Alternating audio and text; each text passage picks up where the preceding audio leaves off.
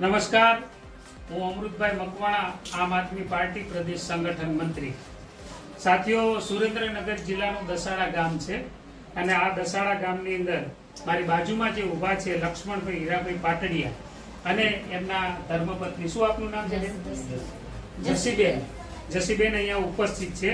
તારીખ 3/8/2025 ના રોજ એમની દીકરી, જેની ઉંમર છે, કેટલી ઉંમર છે? 15 વર્ષ ને 3 મહિનાની એની ઉંમર છે અને આ દીકરી 3/8/2025 ના રોજ એમના ઘરેથી ગુમ થઈ છે. આજે 18 દિવસ થયા. આ લોકો જે પીડિત પરિવાર છે, લક્ષ્મણભાઈ ને એમનો પરિવાર છે, એ ઠાકોર સમાજના છે અને એમને તારીખ 5/8/2025 ના રોજ દસાડા પોલીસ સ્ટેશનની અંદર એફઆરઆઈ નોંધાઈ અને આજે 18 દિવસ થયા. દીકરી નાબાલિગ છે, 15 વર્ષની ઉંમર છે અને એમને શક છે કે કોણ આ દીકરીને ભગાડી ગયો છે.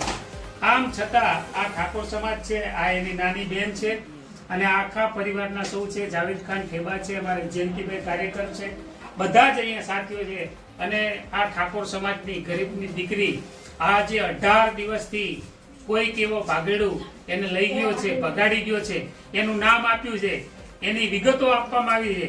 તેમ છતાં સુરેન્દ્રનગરના દસાડા તાલુકાની પોલીસ આજની તારીખે પણ દીકરીને શોધખોળ કરવાની કોઈ કાર્યવાહી હાથ ધરી નથી. આજે એમની સાથે ગઈકાલે આખો સમાજ મળ્યો. સમાજે પણ આવેદન પત્ર આપવાનું નક્કી કર્યું કે પોલીસમાં જઈને કહીએ કે ભાઈ કેમ ગરીબ સમાજની દીકરી છે એને પકડવામાં નથી આવતી, આરોપીને કેમ પકડવામાં નથી લાવતા, દીકરીને કેમ શોધી લાવવામાં નથી આવતા.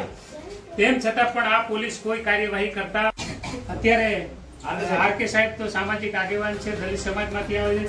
આ જે દીકરી ભાગી ગઈ છે એ દીકરીના પપ્પા અહીંયા ઉપસ્થિત છે અને મમ્મી પણ ઉપસ્થિત છે. તમે પોલીસ સ્ટેશનમાં ગયા તો પોલીસે તમને સપોર્ટ કરે છે કે શું કરે છે? પોલીસ કે તપાસ ચાલુ છે, અમે તપાસ ચાલુ રાખી એમ કે પોલીસ. બસ માત્ર પોલીસ તપાસ ચાલુ રાખે, એની સિવાય કોઈ જવાબ આપતા નહીં. જાવેદ ખાન, તમે અહીંના સામાજિક અગ્રણી છો, તમે આ બાબતે શું કહેવા માંગો છો?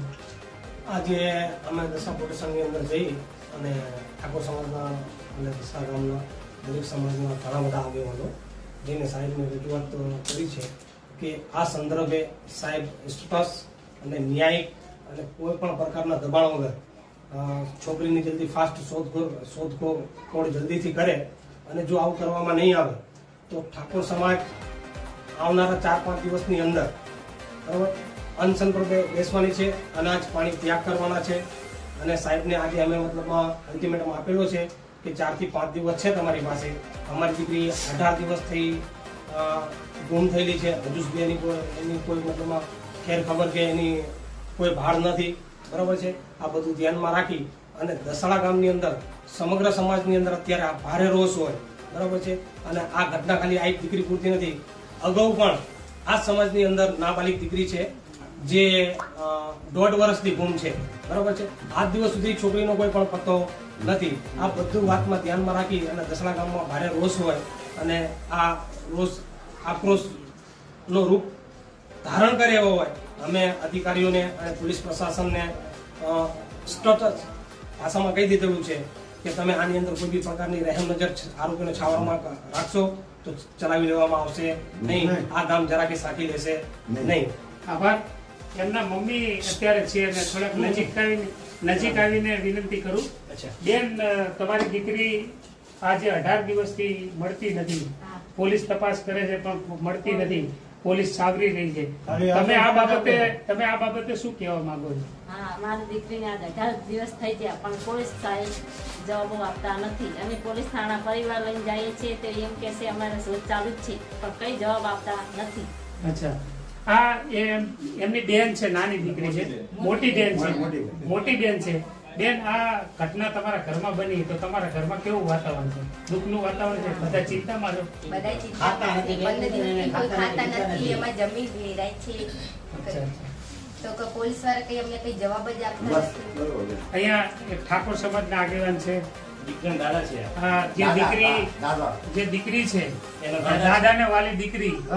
એ દાદા કેટલા પરેશાન છે, તમે દાદા શું કહેવા માંગશો?